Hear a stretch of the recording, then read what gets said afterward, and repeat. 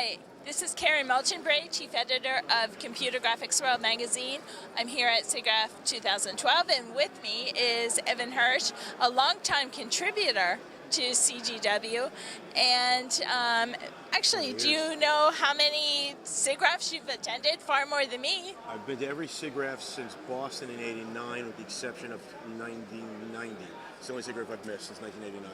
Wow, and you just don't attend. You're always conference chair or assisting in some... Yeah, I've never been a conference chair. I've been committee chairs. Committee chairs, but I've never been a conference chair.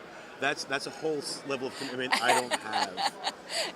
But we're always seeing you with the badge, the pins. The magic badge, yeah. They're always roping you in. Yeah. So I created the Real-Time Live venue, which is one of its fourth year, and I don't know if you got to see it last night, but it was No, I didn't. stellar. It was stellar. So Real-Time Live is the venue where it's like the ET, but everything's done on the stage live. So all the computer graphics are live, being done on stage, and you can see people doing it. And last night was great fun. Ken Perlin made it. Ken Perlin had a piece in the Real-Time Live. So as I say, that venue is now officially certified for SIGGRAPH because Ken Perlin had a piece in it. The guys from Lucas had a piece in it.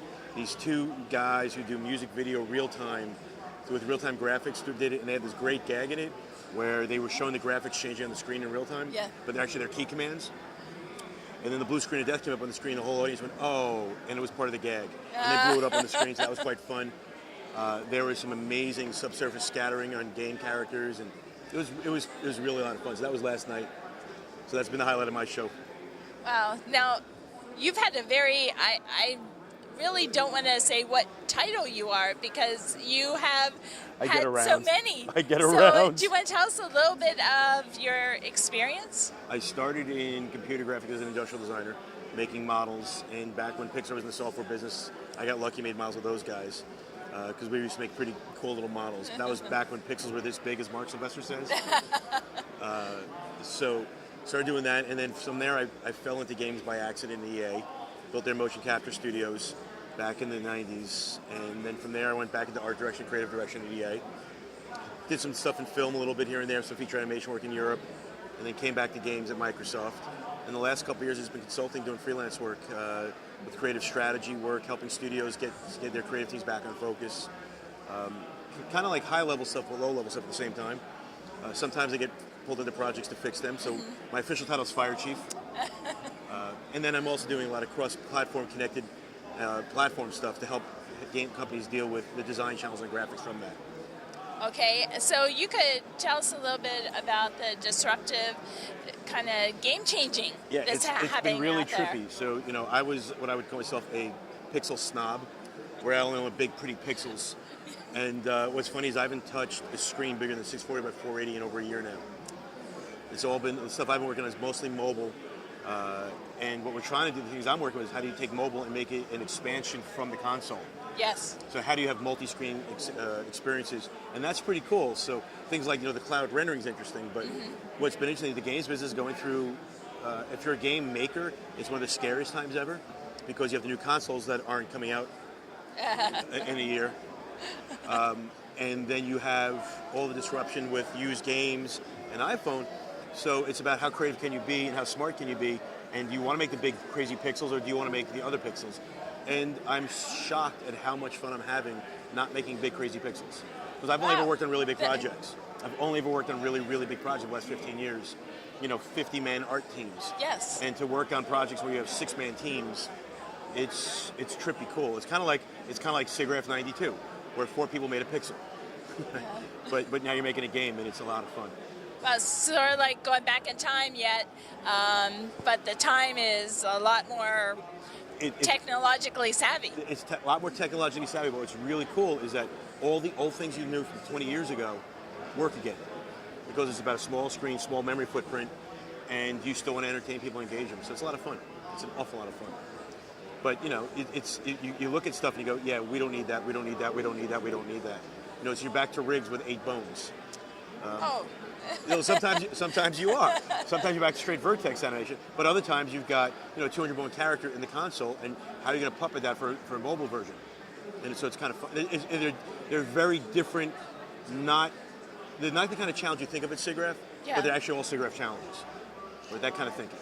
Yeah, well, we saw the introduction of the whole mobile segment of the conference for the first time. Disney Research has got these really cool things they're doing with Disney with phone games up there. Yes. They've got these phone transistors, built these little hand boards, they got all the transistors, but then they've got a bunch of Matchbox cars with LED lights, and then the other LED lights are sensing what the other car is doing, and it's just so cool. You know, that's the fun thing here at SIGGRAPH. You never know what you're going to see. Right. You never know who you're going to run into. Did you see the E-Tech thing with the styrofoam ball game? Yes, where they put the ball in that is and, so cool. and they would all pop up Right, and blow up. it's interactivity. It was really cool. Yeah, people forget part of SIGGRAPH is human interactions, and that stuff's just so fun. And that's what E-Tech, you know, there for a while we'd see some really far out things. There still is the weird but, stuff. You know, it's a little SIGGRAPH. different, but it's like the playground It's great for fun. all the It's attendees. great fun. So we always love that part. Yeah, you come to SIGGRAPH, you get inspired, you have your mind blown, and you go home and you make cool stuff. You know, what's really fun here is all of a sudden you'll see someone walking down the aisle, and you know they look like just any old attendee. They have the T-shirt on, and it's like, oh my God, that's and you know. Yeah, he's only got 6 Oscars. He's in a T-shirt. That's it, and they're in a T-shirt and jeans and flip-flops. Well, it's because the Oscars don't pay very well. Oh, well, sometimes, you know, if they melt it down, but I'm sure no one's going to do that. And actually, you did something at the Business Symposium here too, right? So I was on the committee this year. I'll be chairing the Business Symposium next year. The Business Symposium is pretty cool. Always has a chairmanship somewhere. The Business Symposium is something Jill Smolin started 2 years ago, and it's reflecting the maturity of our business that people like myself and a lot of people, we started making pixels, and now we're running businesses and helping people. And there's very few places we can go to for education about our industry and what's going on. So the Business Symposium is a pretty cool event where it's unfortunately no press allowed because people want to be able to have open conversations. Hey, I was invited last year. Yes. and hopefully snuck me we'd like to I'm get you not in this sure. coming year. But they decided to do no press this year, and what was amazing was there was no tweeting allowed, no Facebooking allowed, and it was a closed door session for 200 business leaders in computer graphics to talk about what they really go through. So you know the business is a real business when you're having conversations about the business of computer graphics, and it doesn't sound sexy until you realize that affects how we make graphics. Oh, absolutely. Right? We're talking about education. There's a whole very vocal debate about the schools and the business that are for profit and the schools that aren't. And some people's feathers were mildly ruffled, as they should have been. Yes, but then that's It's what we awesome. want, some It was great. discussion. We want to move the industry forward. Right. I won't talk about the fist fight that happened. It was kind of cool. No, just kidding. We'll talk about that later. Yeah, so that's the business. We'll be doing that again next year. And you know, real-time live is next year again. So it's just a great show. We're already counting 50 weeks to next SIGGRAPH. Countdown beyond. All right, any other parting words? We love CGW. Thank you, and we love you, Evan. Bye. Bye. Thank you.